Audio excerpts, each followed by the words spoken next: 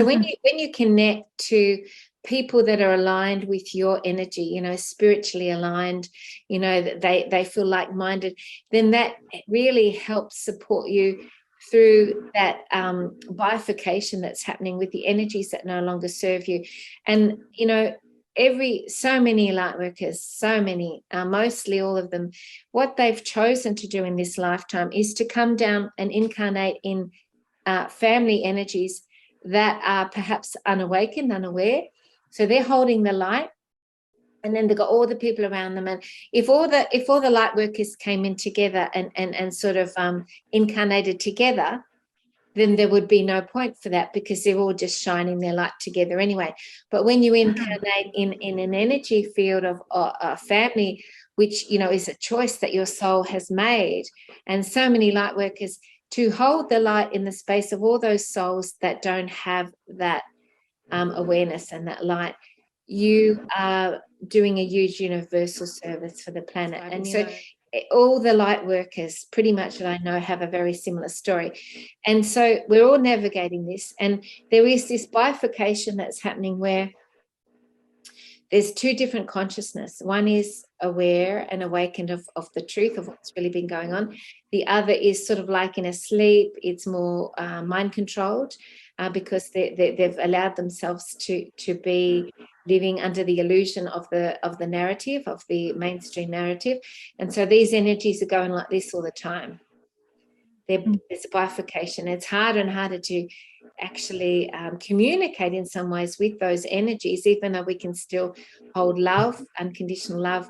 Sometimes this is happening more and more. So it's really good to have, you know, your network in place of other energies that are in alignment with you and support you. That's why I recommend, you know, the Patreon community.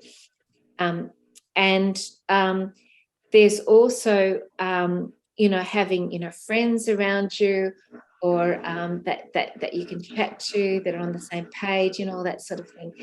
And when we're letting go of people that have been in our life that we've loved, but that are not in alignment with our consciousness, there is a real spiritual lesson here for all of us in surrendering and letting go.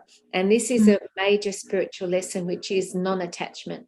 It's the ability to be not attached. You can still love unconditionally, but you can do it without attachment.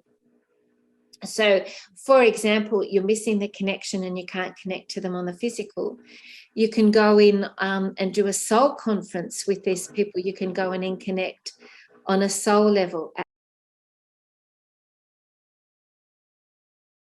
So you can go in and soul conference with them and connect to them on that level.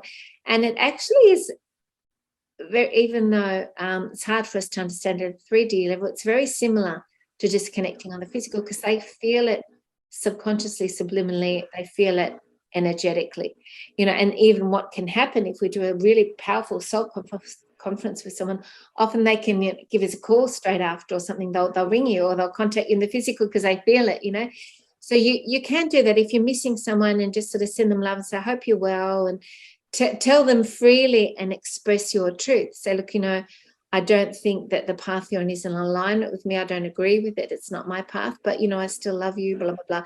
Have that, you know, conversation with them.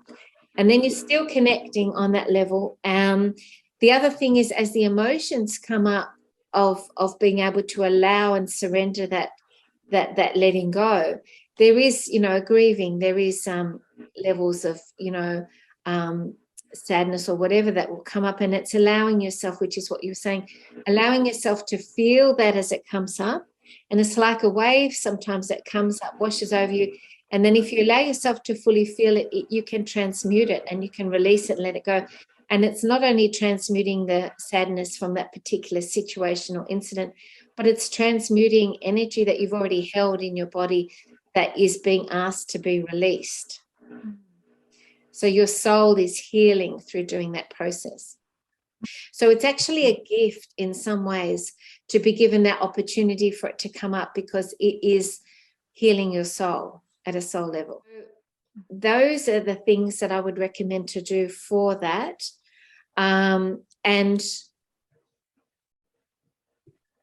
another really great thing is to visualize yourself, for example, if you're feeling like you're holding on to an attachment with someone, for example, and it's not necessarily healthy or functional, you feel yourself holding the energy of that connection, that attachment, and you literally feel yourself handing it up to God, and you say, dear God, I hand this up to you. I surrender this to you now.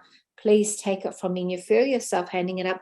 And it's very liberating and freeing doing that. You can actually feel sometimes lighter, and you feel like you're able to sort of release things through doing that process.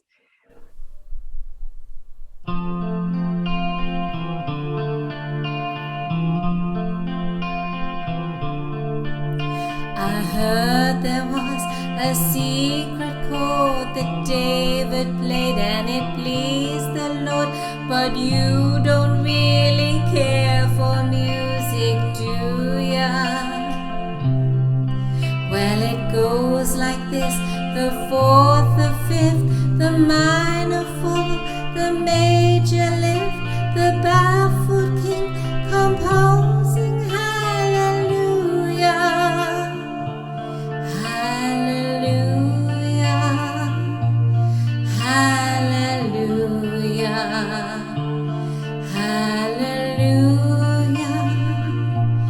hallelujah.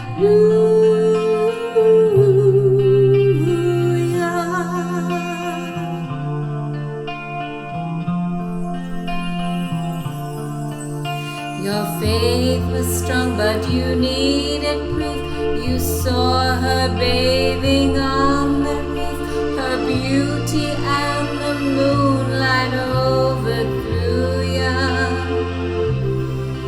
She tied you to her kitchen chair, she broke your throne, she cut your hair, and from your lips she drew the hallelujah. Hallelujah, hallelujah, hallelujah, hallelujah.